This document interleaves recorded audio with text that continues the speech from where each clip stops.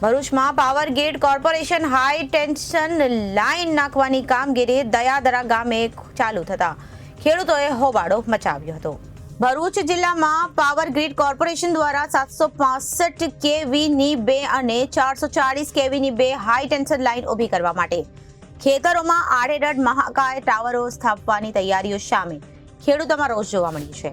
આ high tension line નાખવાની કામગીરી આજ રોજ કરવામાં આવી હતી અને દયાદરા તેમજ આજુબાજુના વિસ્તારના ખેડૂતોએ ભેગા મળી ભારે હોબાળો મચાવ્યો હતો, જેના પગલે ભરૂચ ગ્રામ્ય મામલતદાર દયાદર દોડી ગયા હતા।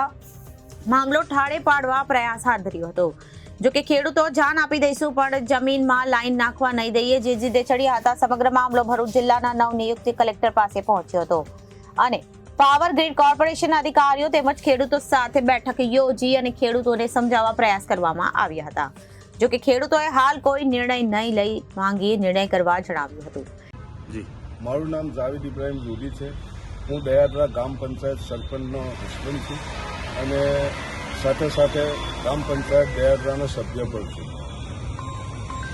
મારું કહેવું એમ છે કે મારું દયાદરા ગામ વાગરા રોડને જોડતું ગામ છે।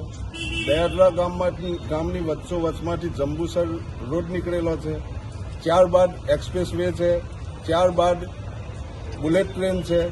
આ બધા ઝોનને વળગી રહેલું ગામ અને તેમાં જો ખેડૂતની રોડટચ જમીન જતી હોય, અંદરના ખેતરવાળાને 5 લાખ રૂપિયા મળતા હોય અને રોડટચ જમીનવાળાને પણ તેની જમીન પૂરતી તેની જંત્રી પ્રમાણે તે જ જંત્રી પ્રમાણે મળતું હોય તો જેની કિંમત 20 લાખ રૂપિયા છે તો ખેડૂત જાય ગઈ, ખેડૂતને હંમેશા ફાંસી જ ખાવાની હોય।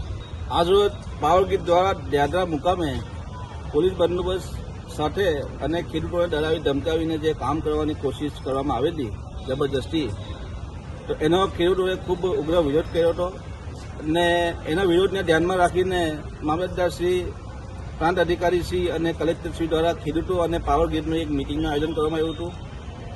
આ મિટિંગમાં કોઈ સમાધાન નહીં નીકળતા ખેડૂતોએ હાલ વિચારવા માટેનો સમય માંગેલો છે।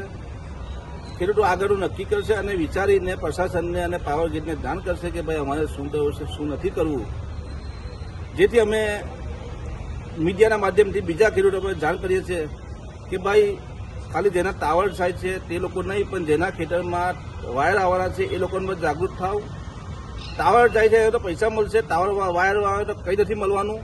તેથી આપના મીડિયાના માધ્યમથી અમે ખાસ જાણ કરીએ છીએ કે વધારે ખેડૂતો આ આંદોલનમાં જોડાય। આ તો આપણી ઉપર જબરજસ્તી એક થોપી દેવાનો અને સોનાની થાળીમાં લોખંડનો કિલો મારવા જેવું બરાબર છે। આપણું મહામૂલ્ય ખેતર આજે પાણીના ભાવ થઈ જાય છે અને એ નુકસાની આપણને કોઈ આપતું નથી।